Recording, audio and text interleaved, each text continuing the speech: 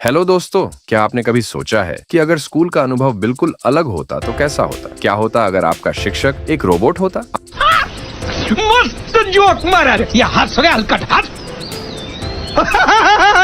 आज हम बात करेंगे द फन दे हैड की, जो हमें दिखाता है कि स्कूल का मतलब क्या हो सकता है और क्या ये सच में इतना बुरा है। तो चलिए शुरू करते हैं। हमारी कहानी है मार्जी और टॉमी की, जो 2157 में रहते हैं। अब ये वो समय है जब स्कूल एकदम डिजिटल हो चुका है। मार्जी की स्कूल में एक मैकेनिकल टीचर है, मतलब एक रोबोट। मार्जी हमेशा अपने स्कूल से नफरत करती है। क्यों? क्योंकि उसे हर दिन टेस्ट मिलते हैं और वो हमेशा एक ही तरह से पढ़ाई करती है। कोई मजा नहीं है ना? तेल गरम करो और अपने दिमाग में डालो, दिमाग में। क्या आपने कभी अपने स्कूल में मजा नहीं आने का एक्सपीरियंस किया है? फिर एक दिन टॉमी को एक पुरानी किताब मिलती है। ये किताब एक रियल बुक है जिसमें सभी कहानियां कागज पर छपी हुई। मार्जी हैरान हो जाती है और सोचती है, ये क्या है? टॉमी के मुताबिक ये स्कूल के बारे में है, पुराने समय का स्कूल। क्या आप जानते हैं कि पुराने समय में बच्चों को एक आदमी पढ़ाता था? मार्जी को ये सुनकर अजीब लगता है, कैसे एक आदमी इतना समझ सकता है? जब टॉमी मार्जी को बताता है कि पुराने स्कूल में बच्चे एक साथ पढ़ते थे, तो वो सोचती है कि कितना मजेदार होता। इमेजिन कीजिए एक बड़ी क्लासरूम जिसमें बच्चे हंसते खेलते और साथ में पढ़ाई कर रहे हैं। सब लोग एक ही विषय पर चर्चा कर रहे हैं और अगर कोई सवाल आता है तो सभी मिलकर उस पर बात कर सकते हैं। ये सुनकर मार्जी का मन भी उस पुराने स्कूल में जाने का करने लगता है, लेकिन उसके लिए ये सब सिर्फ एक किताब के पन्नों पर है। वो सोचती है कि क्या सच में बच्चे उस समय मजे करते थे? क्या स्कूल सिर्फ पढ़ाई का नाम था या वो असली दोस्ती और मस्ती का भी एक हिस्सा था? क्या आपको नहीं लगता कि एक साथ पढ़ाई करना, खेलना और साथ में समय बिताना कितना खास हो सकता है? नहीं।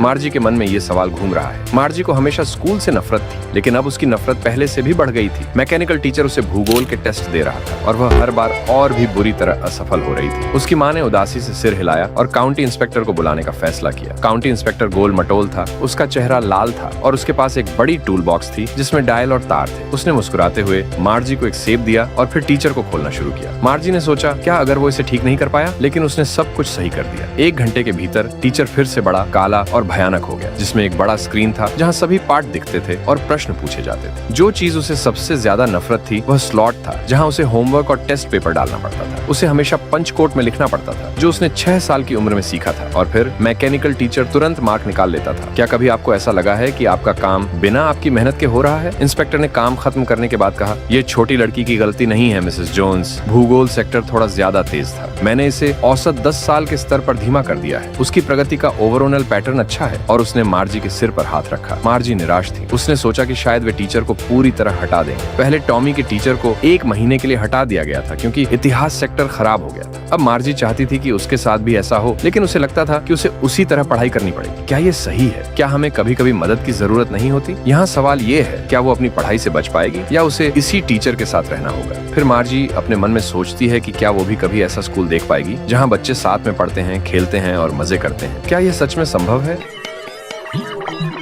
कहानी अभी खत्म नहीं हुई है। हम जानेंगे कि मार्जी और टॉमी की कहानी हमें क्या सिखाती है। क्या आपको लगता है कि तकनीक ने हमें ज्यादा अकेला कर दिया है? तो दोस्तों, क्या आपने कभी सोचा है कि आपका स्कूल कितना अलग हो सकता है? हमें नीचे कमेंट्स में बताएं कि क्या आप रोबोट टीचर के साथ पढ़ाई करना चाहेंगे या एक इंसान शिक्षक के साथ। ये चैप्टर है एवलिन ग्लेनी की। एवलिन एक छोटी सी लड़की थी जो स्कॉटलैंड के एक फार्म में रहती थी। जब वो सिर्फ 8 साल की थी तब उसकी माँ ने देखा कि जब उसका नाम बुलाया गया तो उसने कोई जवाब नहीं दिया। माँ को लगा कि कुछ गड़बड़ है। धीरे धीरे एवलिन की सुनने की शक्ति कम होने लगी, लेकिन वो किसी को ये बात समझने नहीं दे रही थी। जब वो 11 साल की हुई तो स्कूल में उसका परफॉर्मेंस ठीक नहीं चल रहा था। हेडमिस्ट्रेस ने उसके माँ बाप को बोला कि एक बार डॉक्टर से चेक करवाओ। जांच के बाद पता चला कि एवलिन बिल्कुल सुन नहीं सकती। सोचिए, एक लड़की जो संगीत से इतना प्यार करती थी, उसके लिए ये कितना बड़ा झटका था। लेकिन एवलिन ने हार नहीं मानी। रॉन फोर्ब्स नाम के एक म्यूजिक टीचर ने उसकी मदद की। उन्होंने उसे बताया कि संगीत सिर्फ सुना नहीं जाता, बल्कि महसूस भी किया जाता है। उन्होंने एवलिन को वाइब्रेशंस को समझना सिखाया। जैसे ढोल बजता है तो उसकी धक धक को महसूस किया जा सकता है। ये बात एवलिन को समझ आ गई और उसने नए तरीके से संगीत सीखना शुरू किया। फिर क्या था, एवलिन ने लंदन में रॉयल एकेडमी ऑफ म्यूजिक में एडमिशन लिया और वहां से अपनी संगीत की जर्नी शुरू की। उसने हर सुर को महसूस करके बजाना सीख लिया। जब उसने परफॉर्मेंसेस देनी शुरू की तो सब लोग हैरान रह गए और सब सोचने लगे कि जो लड़की सुन नहीं सकती वो इतनी अच्छी म्यूजिशियन कैसे बन गई। धीरे धीरे एवलिन दुनिया भर में फेमस हो गई। उसने कई अवार्ड्स जीते, कॉन्सर्ट्स दी और लोगों को ये सिखाया कि सपने देखने और उन्हें पूरा करने के लिए सिर्फ मेहनत और लगन की जरूरत होती है। एवलिन हमेशा यही कहती थी, अगर तुम्हें पता है कि तुम्हें क्या बनना है और तुम मेहनत करने को तैयार हो तो तुम्हें कोई नहीं रोक सकता। एवलिन की कहानी सिखाती है कि अगर किसी चीज को दिल से चाहो तो पूरी कायनात उसे तुमसे मिलाने की कोशिश में लग जाती है। सोचो, अगर एवलिन अपनी हालत को समझकर रुक जाती तो क्या वो इतनी बड़ी म्यूजिशियन बन पाती? नहीं ना। इसलिए हमेशा मेहनत करो और कभी हार मत मानो। अब हम पढ़ेंगे the shehnai of Bismillah Khan. तो चलिए शुरू करते हैं। मुगल सम्राट औरंगजेब ने पुंगी बजाने पर रोक लगा दी थी क्योंकि उसकी आवाज बहुत शार्प और बेसुरी लगती थी। पुंगी एक इंस्ट्रूमेंट था जिसमें एक बांसुरी जैसा सुर होता था, पर उसका साउंड ज्यादा लाउड और अनप्लीजेंट था। एक नाई यानी बार्बर जो म्यूजिशियन फैमिली से बिलोंग करता था, उसने सोचा कि इस इंस्ट्रूमेंट को बेटर बनाया जा सकता है। उसने पंगी के डिजाइन को चेंज किया, पाइप को बड़ा और मोटा बनाया और उसमें 7 नए होल्स ऐड किए। जब उसने इसे बजाया तो इसकी आवाज बहुत ही स्वीट और सूदिंग लगी क्योंकि ये इंस्ट्रूमेंट शाह के दरबार में बजाई गई और एक नाई ने बनाई थी, इसलिए इसका नाम शहनाई रखा गया। शहनाई की आवाज को शुभ माना गया और ये टेम्पल्स और वेडिंग्स का इम्पोर्टेंट पार्ट बन गई। पहले ये सिर्फ राज दरबार में बजती थी, पर बिस्मिल्लाह खान ने इसे क्लासिकल म्यूजिक का हिस्सा बनाया। बिस्मिल्लाह खान का जन्म बिहार के डुमराव नाम के एक छोटे से गांव में हुआ था। जब वो सिर्फ 5 साल के थे तो टेम्पल जाकर भोजपुरी भजन गाते थे और उन्हें महाराजा की तरफ से एक बड़ा लड्डू मिलता था जो उन्हें बहुत पसंद था। उनका परिवार कई जनरेशन से म्यूजिक से कनेक्टेड था। जब बिस्मिल्लाह सिर्फ 3 साल के थे तब उनकी माँ उन्हें बनारस ले गई। वहां उन्होंने अपने अंकल अली बख्श को शहनाई बजाते हुए देखा और उनका वहीं दिल लग गया। धीरे धीरे उन्होंने अपने अंकल से शहनाई सीखना स्टार्ट किया। गंगा के किनारे बैठकर वो रोज प्रैक्टिस करते और नए राग बनाते। 14 साल की एज में उनका पहला बड़ा परफॉर्मेंस इलाहाबाद म्यूजिक कॉन्फ्रेंस में हुआ। वहां उस्ताद फयाज खान ने कहा, अगर तुम मेहनत करते रहे तो बहुत आगे जाओगे। 15 अगस्त 1947 को जब भारत आजाद हुआ तब बिस्मिल्लाह खान ने अपनी शहनाई बजाकर नए भारत का स्वागत किया। लाल किले में उन्होंने काफी राग बजाया जो पंडित जवाहरलाल नेहरू के ट्रिस्ट विद डेस्टिनी स्पीच से पहले प्ले की गई। बिस्मिल्लाह खान की शहनाई की आवाज सिर्फ इंडिया तक नहीं रुकी, बल्कि उन्होंने इसे दुनिया भर में फेमस बनाया। अफगानिस्तान के किंग जहीर शाह उनकी परफॉर्मेंस से इतने इंप्रेस हुए कि उन्हें पर्शियन कारपेट्स और गिफ्ट्स दिए। फिल्म डायरेक्टर विजय भट्ट उनसे इतने इंस्पायर्ड हुए कि उन्होंने एक फिल्म का नाम गूंज उठी शहनाई रखा। बिस्मिल्लाह खान दुनिया भर के बड़े इवेंट्स में परफॉर्म कर चुके थे, जैसे Lincoln centre, Montreal world expo और कांस आर्ट फेस्टिवल। उन्हें पद्मश्री, पद्म भूषण, पद्म विभूषण और भारत रत्न तक मिल चुका था। लेकिन उन्होंने कभी बनारस और गंगा को नहीं छोड़ा क्योंकि उनका कहना था, वहां गंगा नहीं है तो मेरा दिल नहीं लगेगा। 21 अगस्त 2006 को बिस्मिल्लाह खान का देहांत हो गया। उनका लाइफ एक प्रूफ है कि अगर आप अपनी कला को दिल से प्यार करते हो तो दुनिया आपको जरूर रिकॉग्नाइज करेगी। बिस्मिल्लाह खान की स्टोरी एक रिमाइंडर है कि डेडिकेशन और पैशन से आप कुछ भी अचीव कर सकते हो। तो दोस्तों, आज हम पढ़ने वाले हैं क्लास 9th का चैप्टर 3 द लिटिल गर्ल। तो चलिए चैप्टर शुरू करते हैं। एक छोटी सी लड़की थी केजिया। उसका पापा उसके लिए एक ऐसा इंसान था जिससे वो दिल से डरती थी। हर सुबह जब पापा ऑफिस जाते वो केजिया के कमरे में आते, एक छोटी सी किस देते और बोलते, चलो बाय। केजिया बस धीरे से कहती, गुड बाय फादर। लेकिन जैसे ही उनकी गाड़ी की आवाज दूर जाती है, केजिया के दिल में एक अजीब सा सुकून आता था। सोचो, अपने ही पापा से इतना डर, कितना अजीब लगता होगा ना। शाम को जब पापा घर आते, उनकी आवाज हॉल में गूंजती है, चाय कहाँ है, पेपर लाओ, स्लीपर्स कहाँ रखे हैं। केजिया चुपके से स्टेयरकेस के पास खड़ी सुनती थी। एक दिन मम्मी ने कहा, केजिया नीचे जाओ, पापा के बूट्स उतार दो। केजिया धीरे धीरे डरते हुए ड्राइंग रूम में जाती है। पापा अपने चश्मे के ऊपर से उसे देखते हैं और केजिया का दिल जोर जोर से धड़कता है। पापा पूछते, केजिया आज गुड गर्ल रही ना? केजिया डर के मारे हकलाती, मैं नहीं पता फादर। पापा बोलते, ये क्या, ऐसे क्यों हकलाती है? मम्मी, इसे डॉक्टर के पास ले जाओ। अब देखो, केजिया एक्चुअली हकलाती नहीं थी, वो बस पापा के सामने परफेक्ट बोलना चाहती थी, इसलिए शब्द अटक जाते। उसके पापा उसके लिए एक जायंट जैसे थे, बड़े बड़े हाथ, बड़ी गर्दन, और जब वो जम्हाई लेते यानी यौन, तो केजिया सोचती, अरे ये तो कोई बड़ा सा मॉन्स्टर लगता है। फिर एक दिन ग्रैंडमा ने कहा, पापा का बर्थडे आ रहा है, क्यों ना उनके लिए एक पिन कुशन बनाए। आइडिया था एक सुंदर येलो सिल्क का गिफ्ट बनाने का। केजिया ने बड़े प्यार से डबल कॉटन से तीनों साइड सिल दी। लेकिन अब प्रॉब्लम ये थी कि इसमें भरे क्या। ग्रैंडमा गार्डन में थी तो केजिया मम्मी के रूम में चली गई। वहां बेड टेबल पे कुछ पेपर्स दिखे। केजिया ने सोचा, ये तो परफेक्ट है। उसने उन्हें छोटे छोटे टुकड़े किए, पिन कुशन में भरा और चौथी साइड भी सिल दी। लेकिन उस रात घर में हंगामा मच गया। पापा का एक बड़ा इंपॉर्टेंट स्पीच जो पोर्ट अथॉरिटी के लिए था, वो उसी पेपर में था और अब वो गायब। सब रूम्स चेक किए, सर्वेंट से पूछा। फाइनली मम्मी ने केजिया से पूछा, केजिया तूने वो पेपर्स देखे क्या? केजिया ने बड़े प्यार से कहा, हाँ मैंने उन पेपर्स को फाड़ा और उन्हें अपने सरप्राइज के लिए यूज किया। मम्मी गुस्से में बोली, अभी डाइनिंग रूम चलो। वहां पापा तेजी से आगे पीछे चल रहे थे। मम्मी ने जब बताया, पापा ने केजिया को घूरा और पूछा, ये तूने किया? केजिया डर के मारे बोली, नहीं। पापा ने मम्मी को पिन कुशन लाने को कहा और फिर केजिया को सजा देने का फैसला किया। वो रूलर लेकर आए और केजिया के छोटे से हाथों पे मारा। केजिया रोती रही, लेकिन पापा ने कहा, तुम्हें सीखना होगा कि दूसरों की चीजों को हाथ नहीं लगाते। केजिया का दिल टूट गया। उसने तो बस पापा के लिए गिफ्ट बनाया था ना। उस रात जब केजिया रो रही थी, ग्रैंडमा ने उसे शॉल ओढ़ाया, गले लगाया और रॉकिंग चेयर में बैठा के चुप कराया। केजिया ने पूछा, गॉड ने फादर्स को क्यों बनाया? ग्रैंडमा ने कहा, सो जा, कल सब ठीक हो जाएगा। लेकिन केजिया ये कभी नहीं भूली। अगली बार जब पापा को देखा, उसने अपने हाथ पीछे छुपा लिए और उसका चेहरा लाल हो गया। लेकिन एक दिन केजिया ने पड़ोस के मैकडॉनल्ड्स को देखा। उनके 5 बच्चे थे और उनका पापा बिल्कुल अलग था। वो अपने बेबी को कंधे पे बिठाता, बच्चों के साथ खेलता और हंसता रहता। एक बार बच्चों ने उस पे होज से पानी डाला और वो भी हंस के उन्हें पकड़ने लगा। केजिया ने सोचा, अरे ये तो एक अलग ही टाइप का पापा है। फिर एक दिन बड़ा ट्विस्ट आया। केजिया की मम्मी बीमार हो गई और ग्रैंडमा के साथ हॉस्पिटल चली गई। घर पे केजिया अकेली थी, बस उनकी कुक एलिस के साथ। रात को जब एलिस उसे सुला रही थी, केजिया को डर लगा। उसने कहा, अगर मुझे नाइटमेयर आया तो मैं अंधेरे में नहीं रह सकती। एलिस ने कहा, चुपचाप सो जाओ और पापा को मत जगाना। लेकिन वही हुआ। केजिया को उसका पुराना नाइटमेयर आया। एक बुचर नाइफ और रोप लेकर उसके पास आ रहा था। वो चिल्लाई, ग्रैंडमा, ग्रैंडमा। जब आंख खुली तो देखा पापा बेड के पास खड़े हैं, हाथ में कैंडल। पापा ने पूछा, क्या हुआ? केजिया रोती हुई बोली, मैंने फिर बुचर नाइफ वाला सपना देखा, मुझे ग्रैंडमा चाहिए। पापा ने कैंडल बुझाई, केजिया को गोद में उठाया और अपने बेडरूम में ले गए। वहां उन्होंने केजिया को अपने पास बिठाया, ब्लैंकेट से ढक दिया और प्यार से कहा, अपने पैर हल्के से रगड़ो, ठंडक चली जाएगी।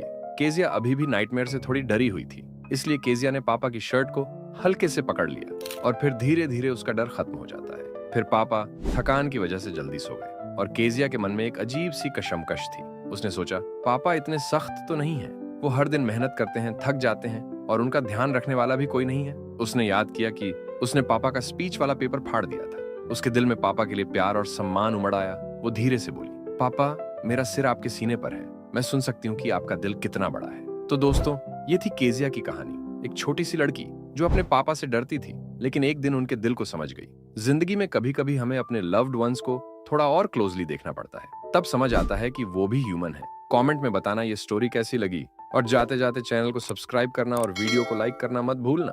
तो मेरे प्यारे दोस्तों, इस चैप्टर का नाम है ए ट्रूली ब्यूटीफुल माइंड। 14 मार्च 1979 को जर्मनी के उल्म शहर में एक लड़का पैदा हुआ, अल्बर्ट आइंस्टीन। जब उसकी माँ ने उसे देखा तो सोचा, अरे इसका सिर तो बहुत बड़ा है। उन्हें लगा कि यह नॉर्मल बच्चों जैसा नहीं है। और सच में आइंस्टीन बचपन में थोड़ा अलग था। जब दूसरे बच्चे धमाल मचा रहे होते थे, आइंस्टीन चुपचाप रहता और आइंस्टीन ने बहुत देर से बोलना शुरू किया। 2 साल से भी ज्यादा समय लग गया। उसके पेरेंट्स टेंशन में आ गए कि यह बोलता क्यों नहीं। फिर एक दिन खाने के वक्त आइंस्टीन ने अचानक कहा, सूप बहुत गर्म है। सब सरप्राइज हो गए। आइंस्टीन के दोस्त उसे ब्रदर बोरिंग बुलाते थे। वह दूसरे बच्चों के साथ खेलने में इंटरेस्टेड नहीं था। उसे बस एक चीज पसंद थी, मैकेनिकल टॉयज। फिर उसकी छोटी बहन माजा पैदा हुई। स्कूल में आइंस्टीन काफी इंटेलिजेंट था, पर उसे स्कूल का रेजिमेंटेशन पसंद नहीं था। रेजिमेंटेशन का मतलब जब स्कूल के रूल्स बहुत ज्यादा स्ट्रिक्ट हो जाए तो उसे रेजिमेंटेशन कहते हैं। और उसके टीचर्स भी उसे पसंद नहीं करते थे। एक दिन एक हेडमास्टर ने उसके पापा से कह दिया, ये लड़का लाइफ में कुछ नहीं कर पाएगा। सोचो, आज जिसे दुनिया जीनियस कहती है, उसके टीचर्स सोचते थे कि ये कुछ नहीं बन सकता। आइंस्टीन को स्कूल से नफरत हो गई थी। उसने स्कूल छोड़ दिया और स्विट्जरलैंड की एक यूनिवर्सिटी में एडमिशन ले लिया। स्विट्जरलैंड में उसकी मुलाकात हुई मिलेवा मैरिक से। ये आइंस्टीन की क्लासमेट थी और बहुत इंटेलिजेंट भी। आइंस्टीन को लगा कि यह उसकी एली यानी दोस्त बन सकती है, जो उसके जैसे सोचती हो। धीरे धीरे दोनों एक दूसरे को पसंद करने लगे और प्यार हो गया। आइंस्टीन की पढ़ाई तो खत्म हो गई, पर जॉब मिलना आसान नहीं था। उसने प्राइवेट ट्यूशन दिए, टीचिंग असिस्टेंट की जॉब की और फिर एक दिन उसे पेटेंट ऑफिस में जॉब मिल गई। यह ऑफिस दूसरे लोगों की इन्वेंशंस चेक करता था। 1905 में सिर्फ 26 साल की उम्र में आइंस्टीन ने 4 ऐसे रिसर्च पेपर्स लिखे जो दुनिया बदल देने वाले थे। इनमें एक पेपर था special theory on off relativity, जिसमें उसने कहा कि टाइम और डिस्टेंस हर जगह सेम नहीं होते। और इसी थ्योरी से उसका सबसे फेमस फॉर्मूला बना E=mc²। आइंस्टीन ने एक उदाहरण दिया, अगर तुम एक अच्छी दोस्त के साथ 2 घंटे बिताओ तो लगेगा जैसे सिर्फ 2 मिनट हुए हैं, पर अगर एक गरम स्टोव पर सिर्फ 2 मिनट बैठे रहो तो लगेगा जैसे 2 घंटे हो गए, और इसी को रिलेटिविटी कहते हैं। आइंस्टीन और मिलेवा ने शादी कर ली, पर उनकी लाइफ अच्छी नहीं चल रही थी। आइंस्टीन साइंस में बिजी रहता और मिलेवा घर के काम में। धीरे धीरे दोनों के बीच प्रॉब्लम्स बढ़ने लगी। 1919 में दोनों का डिवोर्स हो गया, और उसी साल आइंस्टीन ने अपनी कजिन एल्सा से शादी कर ली, पर उसकी साइंटिस्ट लाइफ में नए नए कमाल हो रहे थे। 1921 में आइंस्टीन को फिजिक्स का नोबेल प्राइज मिला।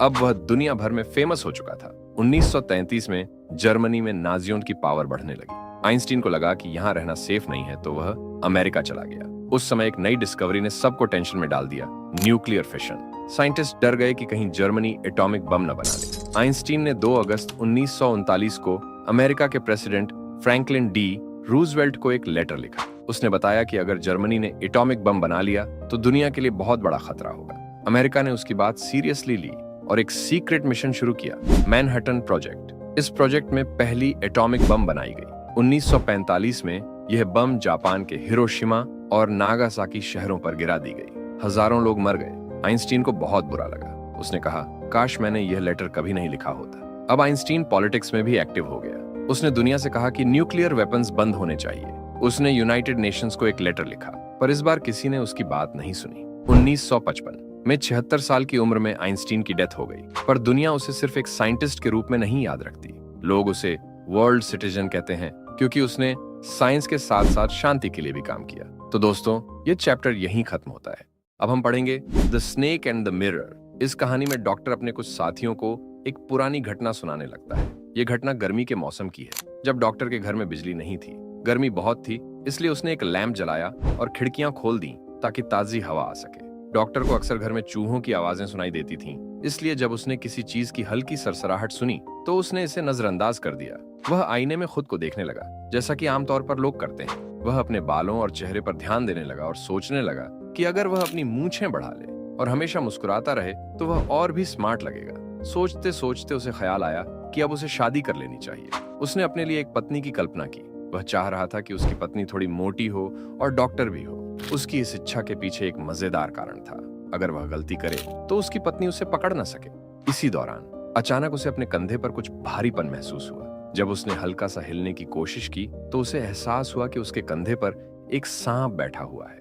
डर के मारे उसका शरीर सुन्न हो गया। वह एकदम स्थिर बैठा रहा, बिना कोई आवाज निकाले। उसने सोचा कि अगर सांप ने उसे काट लिया तो उसका क्या होगा। धीरे धीरे सांप उसके कंधे से उतरकर उसकी गोद में आ गया और फिर उसके सामने टेबल पर पहुंच गया। वहां जाकर वह आईने की तरफ देखने लगा। डॉक्टर को यह देखकर हंसी आई कि शायद सांप भी खुद को देखकर सोच रहा होगा कि वह कितना सुंदर है। डॉक्टर को जैसे ही मौका मिला, वह चुपचाप घर से बाहर भागा और अपने दोस्त के घर जाकर रुका। वहां जाकर उसने खुद पर तेल लगाया, नहाया और अपने दोस्त को कहा कि वह जाकर उसके कुछ सामान ले आए। लेकिन जब दोस्त डॉक्टर के घर पहुंचा तो देखा कि घर पूरी तरह लुट चुका था। चोरों ने सारा सामान चुरा लिया था, लेकिन मजे की बात यह थी कि उन्होंने एक गंदी बनियान वहीं छोड़ दी थी। डॉक्टर ने हंसते हुए कहा कि चोरों ने शायद मजाक में यह बनियान छोड़ दी होगी। अपनी कहानी सुनाकर डॉक्टर ने अपने श्रोताओं से पूछा कि क्या उनके साथ कभी ऐसा कोई मजेदार अनुभव हुआ है। किसी ने जवाब दिया, नहीं। फिर किसी ने पूछा, डॉक्टर, आपकी पत्नी क्या सच में मोटी है? डॉक्टर ने मुस्कुराते हुए जवाब दिया, नहीं, वह बहुत पतली है। शायद भगवान को यही मंजूर था। अंत में किसी ने पूछा, क्या आपने कभी फिर उस सांप को देखा?